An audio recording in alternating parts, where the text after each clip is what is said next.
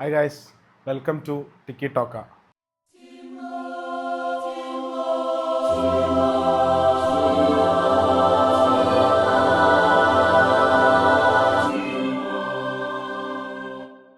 നമ്മൾ already first വീഡിയോയിൽ പറഞ്ഞിട്ടുണ്ട്, അതായത് നല്ല മൂവീസൊക്കെ കണ്ടുകഴിഞ്ഞാൽ അതിൻ്റെ റിവ്യൂസും കാര്യങ്ങളൊക്കെ പറയുന്നുള്ളത്. റിവ്യൂ ആയിട്ടല്ല, നമുക്ക് നമ്മളെ ഒപ്പീനിയൻ കണ്ടിട്ട് എന്ത് തോന്നി, അല്ലെങ്കിൽ എക്സൈറ്റഡ് ആണോ അല്ലേ എന്നുള്ളൊരു.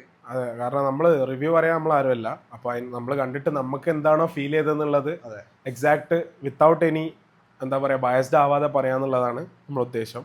അപ്പോൾ ഇപ്പോൾ നമ്മൾ ഒരു മൂവി കണ്ട് ഇറങ്ങിയതേ ഉള്ളൂ.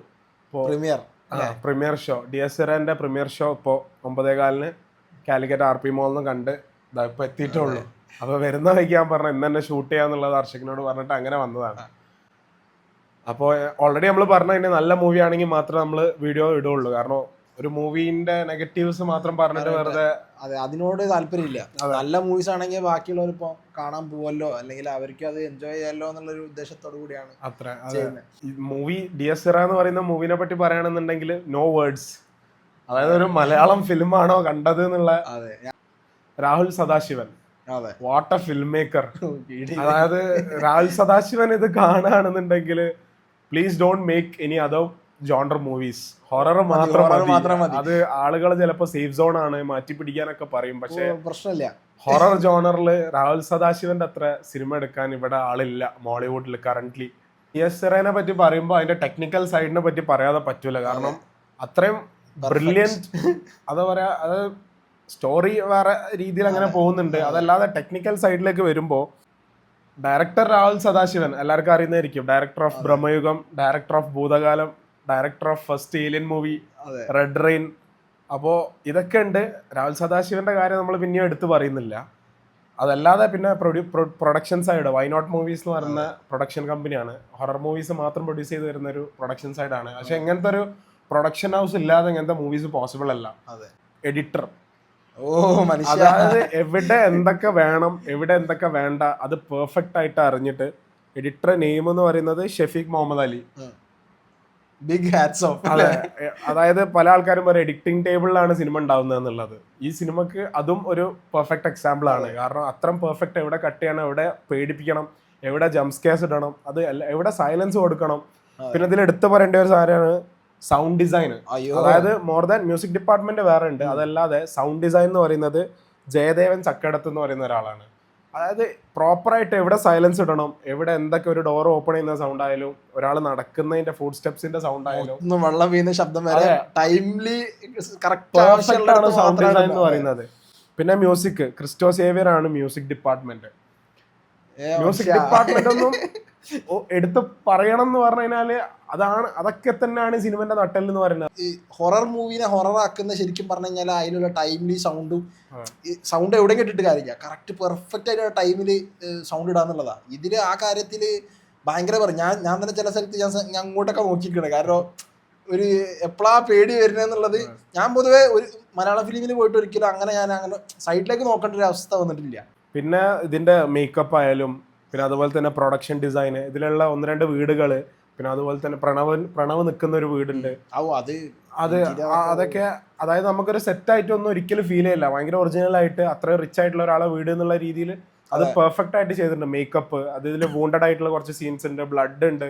അപ്പൊ അതൊക്കെ അത്രയും പെർഫെക്റ്റ് ആയിട്ടാണ് മേക്കപ്പ് ഡിപ്പാർട്ട്മെന്റ് കൈകാര്യം ചെയ്തത്. അപ്പോൾ ഓവറോൾ അതായത് പിന്നെ സ്റ്റണ്ട്, 1-2 സ്റ്റണ്ട് സീൻസ് ഉണ്ട്, അതും അതായത് ഭയങ്കര റോ ആൻഡ് റിയൽ ആയിട്ടാണ് സ്റ്റണ്ട് വരെ ചെയ്തിട്ടുള്ളത്. അത് കണ്ടാ മനസ്സിലാവും. അതായത് ഫൈറ്റിനായിട്ട് ഒരു ഫൈറ്റ് ഉണ്ടാക്കുന്നതിന് പകരം അത് സിറ്റുവേഷൻ ആണ്. ആ സിറ്റുവേഷനിൽ അങ്ങനത്തെ ഫൈറ്റ് നടക്കൂ. അത് അങ്ങനത്തെ എക്സാക്ട്ലി അങ്ങനത്തെ ഫൈറ്റ് ആണ് ആ സമയത്ത് വരാം. ഇമോഷണലി എല്ലാം കണക്ട് ആയിട്ടുള്ള ഒരു ഫൈറ്റ് ആണ് ആ സമയത്ത് വരാം. അപ്പൊ അത് പെർഫെക്റ്റ് ആയിട്ട് ചെയ്തിട്ടുണ്ട്.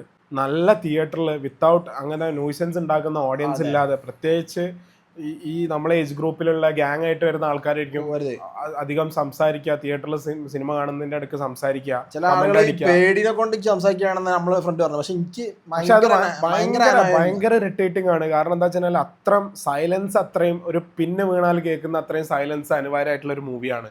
അതായത് OTT-ലൊക്കെ കാണുമ്പോൾ അത്രയും ഹെഡ്സെറ്റ് ഒക്കെ ഇട്ട് കണ്ടു കഴിഞ്ഞാൽ അത്രയും ഫീൽ കിട്ടുന്ന മൂവിയാണ്. അപ്പൊ ആ സിനിമയിൽ നമ്മളെ തൊട്ട് സീറ്റിന്റെ ബാക്കിൽ നിന്ന് തന്നെ വളരെ പതുക്കെ സംസാരിക്കുന്നത്, പക്ഷെ ആ പതുക്കെയുള്ള സംസാരം വരെ കേൾക്കുന്ന രീതിയിലുള്ള ഒരു മൂവിയാണ്. സൈലൻസിന് അത്ര ഇമ്പോർട്ടൻസ് ഉള്ള ഒരു മൂവിയാണ് കാരണം ശരിക്കും പറയുന്നത്. ആ സിറ്റുവേഷനിൽ ചിലപ്പോൾ കാറ്റടിക്കുന്ന ശബ്ദം കേൾക്കണേ അത്രയും സൈലന്റ് ആയിട്ട് കേൾക്കേണ്ടി വരും. പക്ഷെ ആ ശബ്ദത്തിന്റെ എഫക്റ്റ് നമ്മളെന്താവും സ്വാഭാവികമായിട്ട് 2-3 ബാക്കി സംസാരിക്കും, നമ്മളെ ശ്രദ്ധ അതിലേക്ക് പോകും.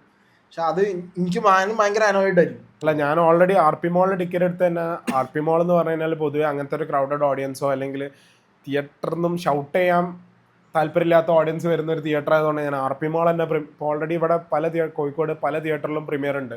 അപ്പോൾ ഞാൻ RP മോൾ പ്രത്യേകിച്ച് എടുത്തതെന്ന് വെച്ചാൽ അങ്ങനത്തെ ഓഡിയൻസ് ഇല്ലാതെക്കാനാണ്. പക്ഷെ ഇവിടെ അങ്ങനത്തെ ഓഡിയൻസ് ഉണ്ടായിരുന്നു.